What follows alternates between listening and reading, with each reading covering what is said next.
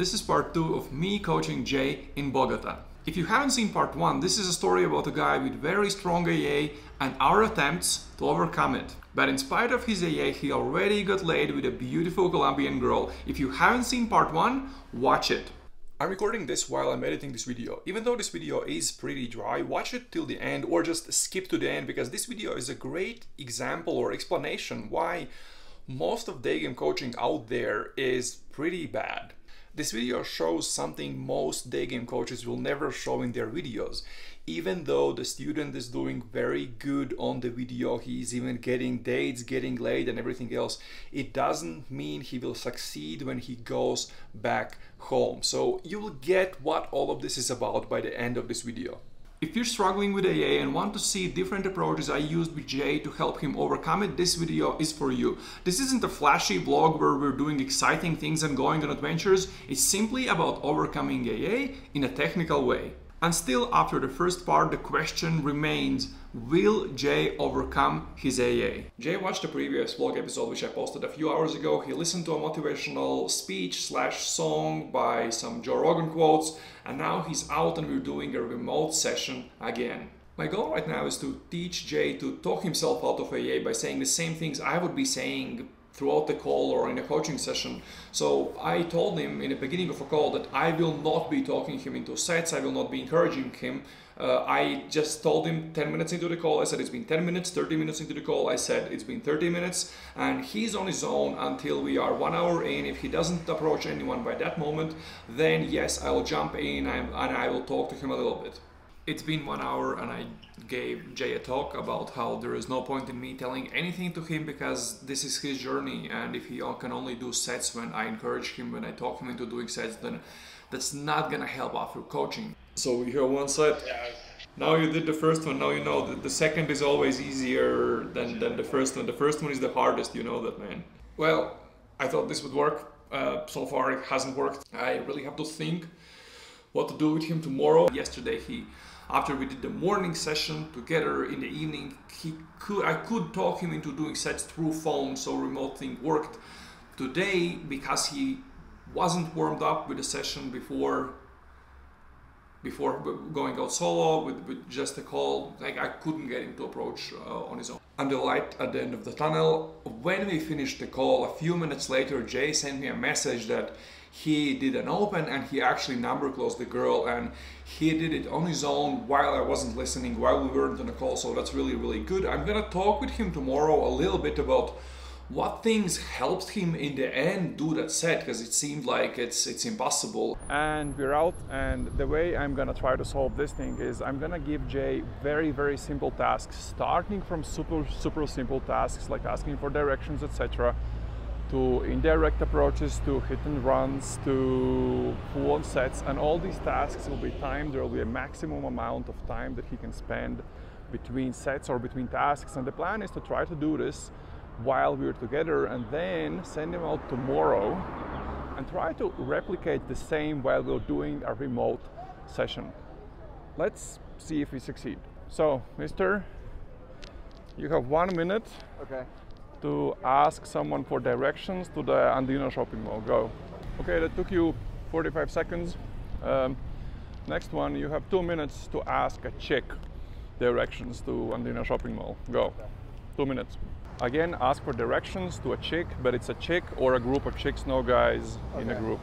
Okay, think about the ugliest chick you've ever banged.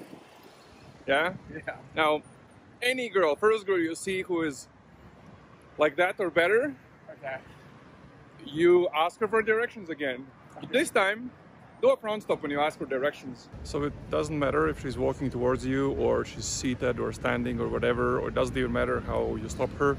Okay. Give a hit and run, compliment, and leave straight after the compliment. No stacking, no nothing. That took 2 minutes and a lot of hesitation. I'm pretty sure that it wouldn't work if I wasn't there beating you with a stick. So the next one is in the mall. Deliver the line, just a compliment, and then leave to either standing, just waiting, or a seated chick, something like that. So we went out that day and you did a bunch of where's the shopping mall, where is the restaurant, blah blah blah, indirect, just to sort of hit and runs. Then we switched to hit and runs to seated girls, But as soon as we switched to direct stuff, it got super hard for you. It was really, really hard. And yes, we've been going out almost every day, so you could be very, very tired. That's why I wanted you to take a day off yesterday, because last time we went out, when we were kind of walking back to our place, we didn't do a stop in like 20 minutes. And I had once given a guy a talk and I said, listen, if you want to stop, you have some hours, you can use them as a coaching call. And if you didn't do those sets that you started doing, I would have said that. But then all of a sudden, this guy just opens one check. Like, I think you did like 2 or 3 more opens.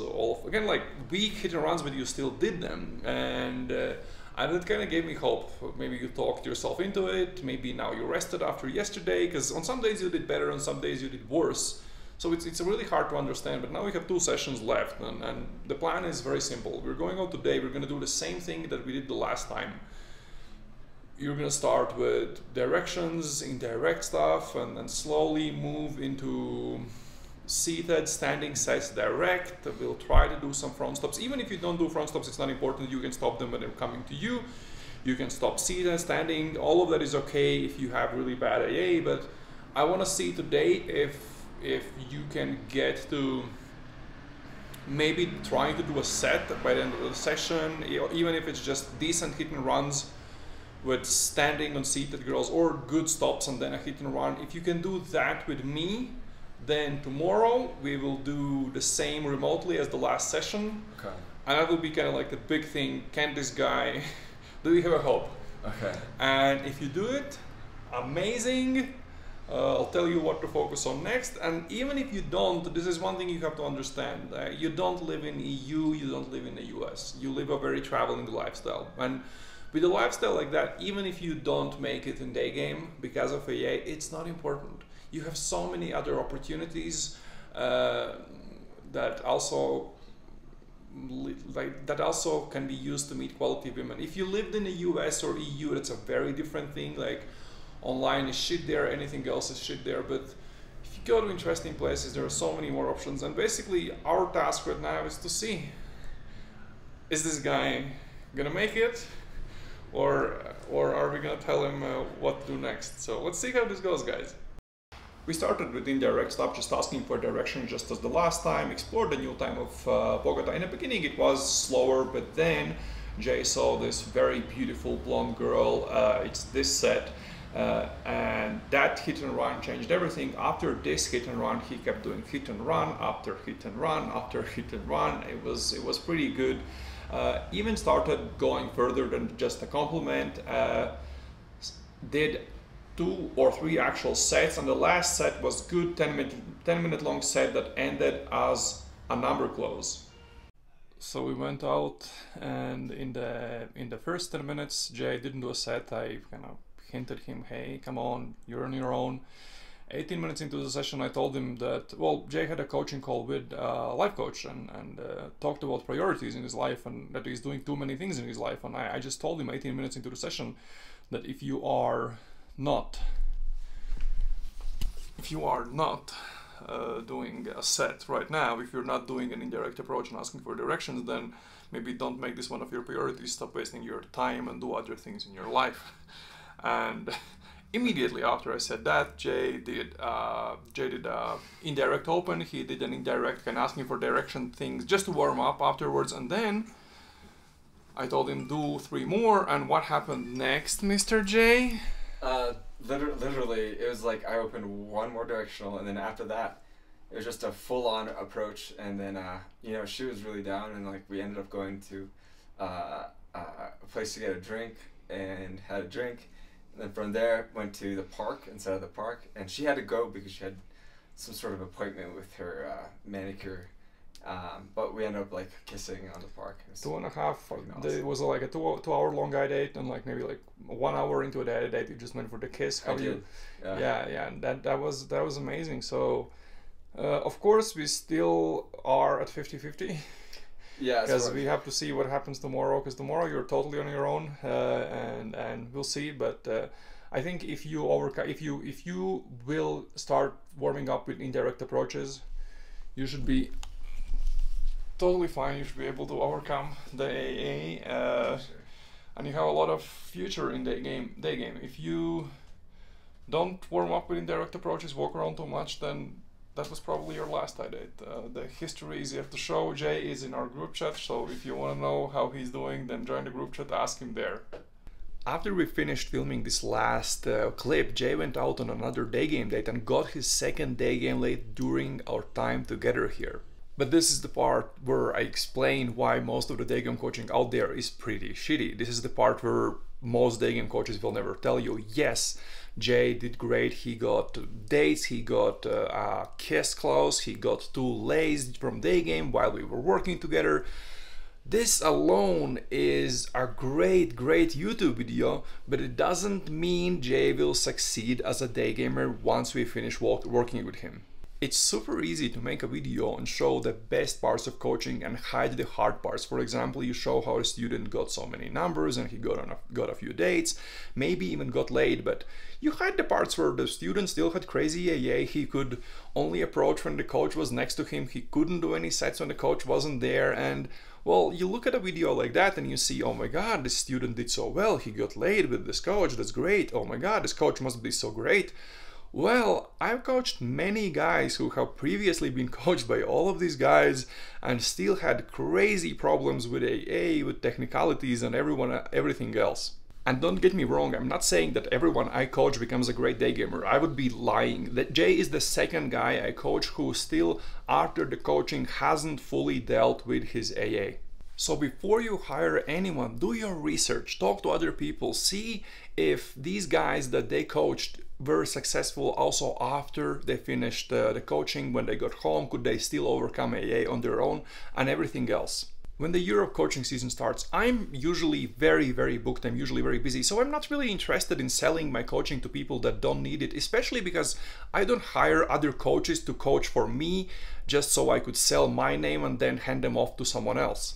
I simply work with the guys that I have time to work with and that choose to work with me, and I tend to focus on not only how well they're doing during coaching, but also what's gonna happen to them when they go home. And there are 2 things I do. Number 1 is they get an 8-week long preparation course to help them overcome the AA, and that way, if they overcome AA on their own, they're gonna get much more out of our time together. And the second thing is, in some cases, we're able to stretch the coaching days or the coaching sessions over more days. For example, 5 coaching days over 2 weeks or 3 coaching days over a week.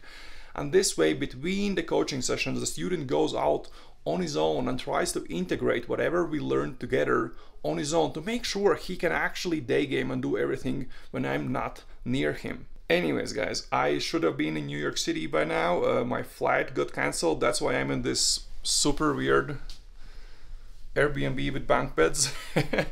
I am finally in a few hours heading off to the airport, heading off to New York City, where I'm gonna chill for a week, spend some time with Mr. T and my other friends there, and then finally go to Europe. 3 things you can do if you want to improve your game. Number 1, if you want to improve the technical aspects of your game, go to my YouTube channel and search for Structured Natural Approach, where I explain all the technicalities you need to know about the Daygame set. Second is, we have a group chat with around 300 guys from all over the world, and it's all action oriented, no blah blah blah, no mental masturbation, no complaining, all action oriented. If you want to join that, go to my website strobert.blog, join the mailing list, and in the welcome email you will get a link, an invitation link to join the group chat. And the third thing, well, I will be in New York City for a week. I have 1 coaching spot there. If you're interested in that, the link to sign up is in the description. Or if you want to work with me in Europe, also use the same link that's in the description to sign up. And well, guys, you know the drill. Like the video, subscribe to my channel, blah blah blah. See you next time. Ciao.